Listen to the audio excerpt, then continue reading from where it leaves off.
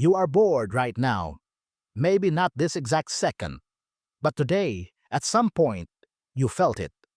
That restless, hollow feeling behind your eyes. That pull toward your phone, your snacks, your perfectly organized desk drawer. That low level itch that says something should be happening, but nothing is. And you probably treated it like a problem.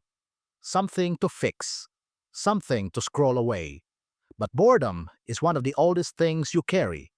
Your brain has been generating it for hundreds of thousands of years. And what your ancestors did with it changed the entire course of human civilization. Rewind 200,000 years. You have eaten. The children are safe. The fire is going. And there is absolutely nothing to do. Your brain, which spent the last 6 hours tracking prey and navigating social dynamics that would make a modern office look simple, goes quiet. And then it starts to wander. Researchers call this the default mode network. Dr. Marcus Raichle at Washington University identified it in 2001. When your brain stops focusing on a task, it does not turn off. It activates a system for imagining, for social thinking, for simulating futures that have not happened yet. For a long time, scientists thought this was just noise. Now they think it might be the most important thing your brain does. Your ancestors did not have a word for boredom, but they had this network. And when the world went quiet, it turned on. Freed from survival, the brain starts to play. It wonders what's on the other side of that distant ridge. It asks questions with no survival value whatsoever. Questions like, what happens after we die? Why does the moon follow us? Psychologist Sandi Mann at the University of Central Lancashire has spent years studying boredom. Her conclusion is uncomfortable. Boredom is not the absence of stimulation. It is a push state, a biological signal designed to make you seek something more meaningful. And in the ancient world, that signal did something extraordinary.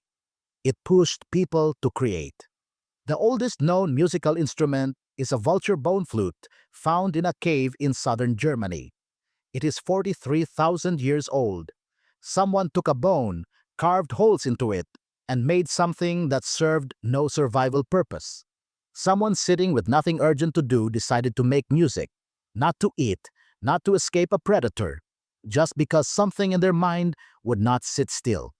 The oldest cave paintings, dated to at least 45,000 years ago, are in chambers so deep inside cave systems that the artists had to crawl through complete darkness to reach them.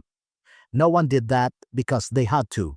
Someone did that because they could not stop themselves. This is what boredom built. Dr. John Eastwood at York University defines boredom as a failure to engage attention in a satisfying way. But notice what that implies. The brain is actively searching. And a brain searching for meaning, for beauty, for pattern. That brain is an engine. For 95% of human history, people worked far fewer hours than you do. Anthropologist Marshall Salins found that many hunter-gatherer groups spent just 3 to 5 hours a day on survival. The rest was theirs. And in that time, without notifications or algorithms, they sat with their own minds. They told stories.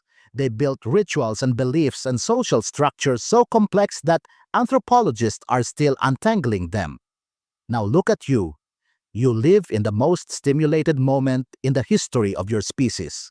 Every second of potential boredom has been colonized by a screen, a sound, a notification. And yet you are, by most psychological measures, more bored than your ancestors ever were. Research published in Perspectives on Psychological Science found that chronic boredom is rising, especially in young adults.